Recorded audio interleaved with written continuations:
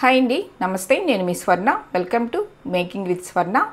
ఇవాళ మన స్పెషల్ కోడి కూర, అలాగే పప్పుచారు. పప్పుచారు నేను ఎలా పెడతానో మీకు చేసి చూపిస్తానండి. వీడియో ఎక్కడా కూడా స్కిప్ చేయకుండా చూడండి. అప్పుడే మీరు పర్ఫెక్ట్గా ఈ రెండింటిని చేయగలుగుతారు. కోడి కూర పప్పుచారు కాంబినేషన్ చాలా చాలా బాగుంటుందండి. చేసుకోవటం కూడా సింపుల్ వేలోనే మీకు చేసి చూపిస్తాను. మరి లేట్ చేయకుండా ఎలా చేసుకోవాలో చూసేద్దామా. ముందుగా కుక్కర్లో చిన్న గ్లాస్ తోటి కందిపప్పు తీసుకోవాలి. ఇప్పుడు కుక్కర్ని స్టవ్ మీద పెట్టి స్టవ్ మీడియంలో పెట్టుకుని పప్పును వేయించుకోవాలి.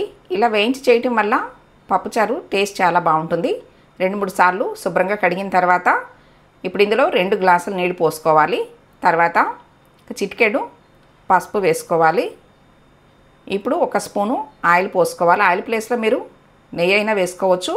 కుక్కర్కి మూత పెట్టేసి 3-4 విజిల్స్ వస్తే సరిపోతుందండి. తర్వాత మీకు చికెన్ చూపిస్తున్నాను.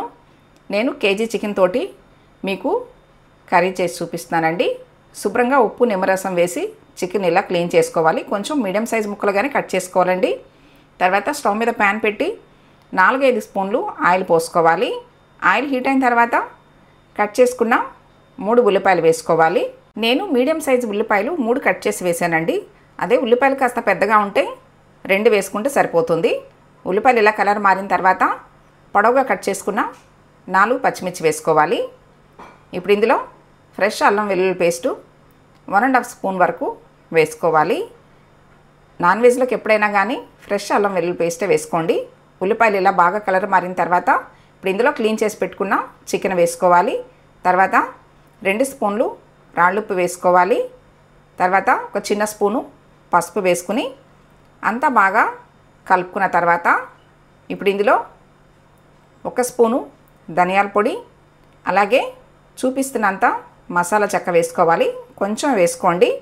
తర్వాత 2 లవంగాలు వేసి ఇప్పుడు ఇందులో 3-4 స్పూన్లు పెరుగు వేసుకోవాలి. ఫ్రెష్ పెరుగే వేసుకోండి. తర్వాత కొంచెం పుదీనా, అలాగే కొంచెం కొత్తిమీర వేసి చికెన్కి ఇవన్నీ పట్టేలాగా బాగా కలుపుకోవాలి. చికెన్లో ముందుగానే ఇలా కొంచెం కొత్తిమీర పుదీనా వేయటం వల్ల చికెన్ ముక్క అస్సలు నీసువాసన అనేది రాదండి, బాగుంటుంది. ఇప్పుడు మూత పెట్టేసేసి స్టవ్ మీడియంలో పెట్టుకుని 15 నిమిషాలు ఉడికించుకోవాలి. నెక్స్ట్ మీకు పప్పు చూపిస్తున్నాను చూడండి. ఈ విధంగా మెత్తగా పప్పును ఉడికించుకోవాలి. ఇప్పుడు పప్పు గుత్తితోటి మెత్తగా మెదుపుకోవాలండి. చూడండి, ఈ విధంగా మెదుపుకున్న తర్వాత ఇప్పుడు ఇందులో చింతపండు పులుసు పోసుకోవాలి.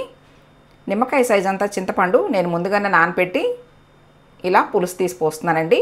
పప్పుచారు అనేది మరీ పలచగా ఉన్నా బాగోదు, అలా అని చెప్పి మరీ తిక్కుగా ఉన్నా కూడా బాగోదు. ఇప్పుడు ఇందులో 2 స్పూన్లు రాళ్ళుప్పు వేసుకోవాలి. తర్వాత 1 ఉల్లిపాయ ఇలా పొడవుగా కట్ చేసుకుని వేసుకోవాలండి. తర్వాత 3 పచ్చిమిర్చి, అలాగే 3 టమాటాలు వేసుకోవాలి. నేను ఉల్లిపాయలు కాస్త పప్పుచారులో ఎక్కువే వేస్తాను. మీకు వద్దనుకుంటే కొంచెం తగ్గించి వేసుకోవచ్చు, కానీ వేస్తే బాగుంటుంది. కొంచెం చిన్న సైజు ఉల్లిపాయలు ఉన్నా కట్ చేయకుండా అలానే వేసేసుకున్న పప్పుచారులోకి చాలా బాగుంటుందండి. ఇప్పుడు ఇందులో 1 రెమ్మ కరివేపాకు వేసుకోవాలి. తర్వాత 1 స్పూను కారం వేసుకోవాలి. కారం తగ్గించి వేస్తేనే పప్పుచారు బాగుంటుంది. పచ్చిమిర్చి వేసాం కదా, 1 స్పూన్ కారం సరిపోతుందండి. ఇప్పుడు ఇవన్నీ కలిపేసేసి స్టవ్ మీద పెట్టేసి పప్పుచారుని మరిగించుకోవాలి. ఇప్పుడు మీకు చికెన్ చూపిస్తాను చూడండి. 15 నిమిషాల తర్వాత ఇలా చికెన్లో నుంచి వాటర్ వచ్చినాయి కదా, ఆల్మోస్ట్ 50% చికెన్ ఉడికిందండి. ఇప్పుడు ఇందులో 3 కట్ చేసుకున్న టమాటాలు వేసుకోవాలి. కాస్త పండిన టమాటాలు వేసుకోండి. ఇలా అంతా కలుపుకున్న తర్వాత మూత పెట్టేసేసి టమాటాలను ఒక 10 నిమిషాలు మగ్గించుకోవాలి. చూడండి, మీకు నెక్స్ట్ పప్పుచారు చూపిస్తున్నాను. 10 నిమిషాలకి ఇలా పప్పుచారు మరుగుతుంది. ఇప్పుడు ఈ మరుగుతున్న పప్పుచారులో 1 స్పూను ధనియాలు వేసుకోవాలి. తర్వాత పిడికెడు కొత్తిమీర వేసుకోవాలండి. నేను పప్పుచారులో కొంచెం కొత్తిమీర ఎక్కువ వేస్తానండి, కమ్మగా ఉంటుంది. ఇలా కలుపుకున్న తర్వాత స్టవ్ మీడియంలో పెట్టేసేసి ఇంకొక 10 నిమిషాలు పప్పుచారుని మరిగించుకోవాలి. నెక్స్ట్ మీకు చికెన్ చూపిస్తాను చూడండి. టమాటాలు బాగా మగ్గినాయి కదా, ఇప్పుడు ఇందులో 3 స్పూన్లు కారం వేసుకోవాలి. నాన్ వెజ్లోకి కాస్త కారం ఎక్కువ ఉంటేనే బాగుంటుందండి. కారం వేసిన తర్వాత చికెన్ అంతా బాగా ఇలా కలుపుకోవాలి. తర్వాత 1 గ్లాస్ నీళ్లు పోసుకోవాలండి. మరీ నీళ్ళు ఎక్కువ పోసినా కానీ పులుసుగా ఉంటుందండి, అంత బాగుండదు. ఇప్పుడు మూత పెట్టేసేసి 10 నిమిషాలు కర్రీని ఉడికించుకోవాలి. చూడండి ఇలా ఆయిల్ సపరేట్ అయింది కదా. ఇప్పుడు ఇందులో కొంచెం పుదీనా అలాగే కొంచెం కొత్తిమీర వేసుకోవాలి. స్టార్టింగ్లో వేసాం కదా, అందుకనే తగ్గించి వేసుకోవాలండి. తర్వాత 1 స్పూను గరం మసాలా వేసుకోవాలి. ఈ గరం మసాలా నేను ఇంట్లో ప్రిపేర్ చేసుకునేదేనండి. గరం మసాలా కూడా వేసిన తర్వాత బాగా కలిపి ఇంకొక 5 నిమిషాలు మూత పెట్టి ఉడికించుకోవాలండి. ఈ ఫ్లేవర్స్ అన్నీ కూడా చికెన్కి బాగా పడతాయి అన్నమాట. చూడండి ఒక 5 నిమిషాల తర్వాత మీకు చూపిస్తున్నాను. ఇప్పుడు లాస్ట్లో కొంచెం కసూరి మేతి వేసుకోండి, చాలా బాగుంటుంది. ఇంతేనండి, చాలా సింపుల్గా చికెన్ కర్రీ టేస్టీగా చేసుకోవచ్చు.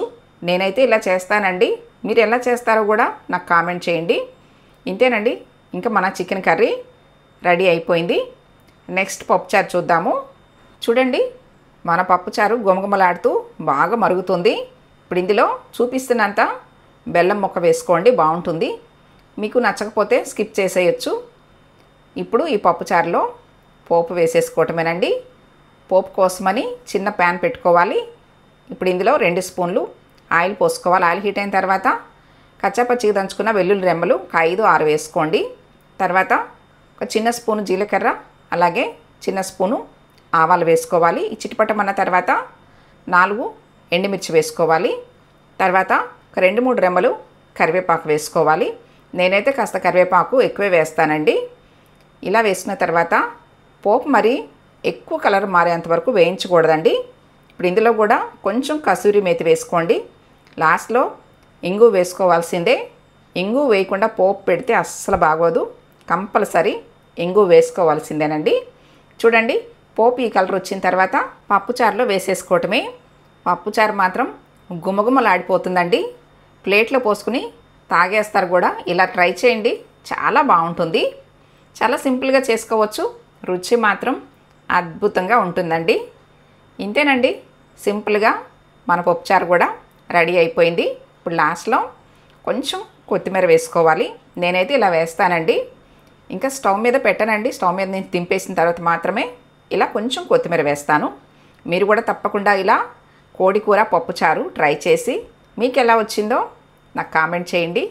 నేను చేసి చూపించిన ఈ కోడికూర పప్పుచారు రెసిపీ మీకు నచ్చినట్లయితే ఈ వీడియోని తప్పకుండా లైక్ చేయండి. మీ ఫ్రెండ్స్ అండ్ ఫ్యామిలీ మెంబర్స్కి షేర్ చేయండి. ఫస్ట్ టైం నా ఛానల్ చూస్తున్న వాళ్ళు తప్పకుండా సబ్స్క్రైబ్ చేసుకోవడం అస్సలు మర్చిపోవద్దు. మరెన్నో టేస్టీ వెరైటీ హెల్దీ రెసిపీస్ మీకు చేసి చూపిస్తానండి. ఇంకా మాట్లాడుకోవటాలు లేవండి, తినేసేయడమే. ఇంకా వేడివేడిగా ఇలా తింటూ ఉంటే ఆహా చాలా బాగుంటుంది. Thanks for watching.